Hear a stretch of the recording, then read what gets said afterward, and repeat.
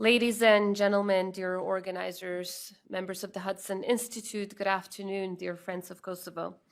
I want to thank the Hudson Institute for the invitation and for convening this timely and important conversation on something that lies at the heart of global security, and that's American leadership. As President of the Republic of Kosovo, I represent a nation that understands the true value of freedom because we have lived without it. Our experience has taught us that freedom is never a given. It is something to be earned, constantly protected, and never, ever taken for granted. It is from this lived experience that we recognized what real leadership looks like, not in rhetoric, but in action, in standing up for the values, even when it is difficult, in forging alliances that are built not only on interests, but most importantly on shared understanding of the values of freedom and the steadfast belief in democracy and human dignity. We know what American leadership can achieve because we are a living proof of it. Kosovo is a free, sovereign, democratic, independent country today because in one of the most difficult and darkest moments in our history, the United States stood up in defense of these values. The United States stood with the people of Kosovo, and it clearly said that genocide would not be tolerated once again on European soil. This legacy is not only our past, it defines our present and it shapes our future. Today, Europe is once again at a turning point. Peace, democracy, and the very idea of freedom are being tested. From Ukraine to the Western Balkans, we are seeing a dangerous rise in warmongering rhetoric, in aggression, disinformation, and instability. We see actors who want to dismantle the international rules-based order that the United States helped build after the World War II. In the Western Balkans, we continue to face efforts that aim to destabilize our region, to weaken the pro-Western institutions, and to divide our communities. These threats are not abstract. They are real and they are coordinated. And behind them is the same old playbook coming from Moscow and duplicated by Belgrade. In Kosovo, we take this threat very seriously. We have adopted concrete measures to strengthen our defense and security institutions and to build societal resilience against disinformation, propaganda, and malign foreign influence. The goal of these operations is not just to confuse. It is to divide, to destabilize, and to reverse the democratic progress that our region has made alongside our American and European allies. This is why American leadership matters, not just as a force of strength, but as a force of moral clarity, a force of stability, a force that brings allies together and reminds the world once again what it means to stand on the right side of history. America's presence in Europe is not just strategic, it's foundational.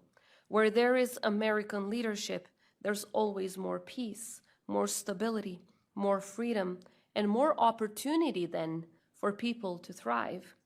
Indeed, a stable, democratic, and secure Europe is a force multiplier for American power, for American values and economic interests even.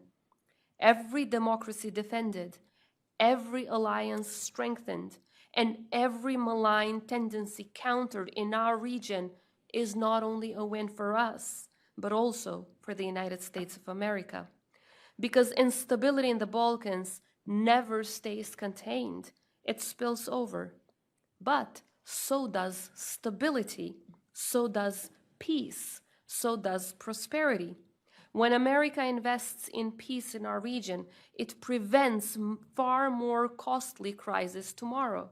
It builds trustworthy partners. It expands democratic space and strengthens the very global order that benefits American security and prosperity at home.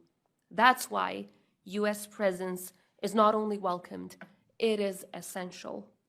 And on this note, We welcome the persistence by the current US administration for Europe to step up its defense efforts, because ultimately, this is about Europe itself. It's about protecting our freedom, securing the future of our children, and making sure we all invest in our collective defense. And that's why Kosovo doesn't just ask for support, we also show up. We show up when our allies need us. We have fully aligned our foreign and defense policy with that of the United States, including on sanctions, and we actively contribute to global security through joint peacekeeping missions alongside the US Armed Forces. We agree that everyone must move faster on defense spending, and Kosovo is already doing its part. We're already spending 2% of our GDP on defense, and in just a few years, we're planning to spend double of that amount, because we understand that peace is preserved through strength. Ladies and gentlemen, Kosovo has no doubts as to where it stands and for what it stands. We belong to the Euro-Atlantic family, and we've spent hundreds of years, not just decades, defending the values that this Euro-Atlantic family represents. And we are fully committed to the values that bind us all together. But commitment, we understand, is not enough. Our region still faces fragile peace. Our democracy is strong, but constantly tested, and our NATO and EU membership remain unfinished business. That's why we need US leadership, not only as a guarantor of peace, but most importantly, as the driver of progress. Kosovo may be small, but our commitment to the United States and our values is vast, it's immense. And we're confident that America's role in Europe is vital, because the more present America is, the stronger our democracies become, and the more secure the future of the West becomes. In the light of global developments, we need more of peace through strength, because unfortunately, some things change on paper, but not in practice. Take, for instance, two very familiar examples. Serbia's leader today, who once served as chief of propaganda during the 90s, they persist with the same ideology today, just rebranded with different talk. Putin hasn't changed either, nor have those who echo his playbook in our region. Serbia now flirts openly with Moscow, Beijing, even Tehran. And the more blind eyes we turn, the more darkness spreads through Europe's doorstep. We must therefore be very clear-eyed about these dangers, because the future of the Western Balkans and the future of the European continent will be determined by the bold choices we make today. And those choices can never be made by ignoring the truth and the reality in the ground.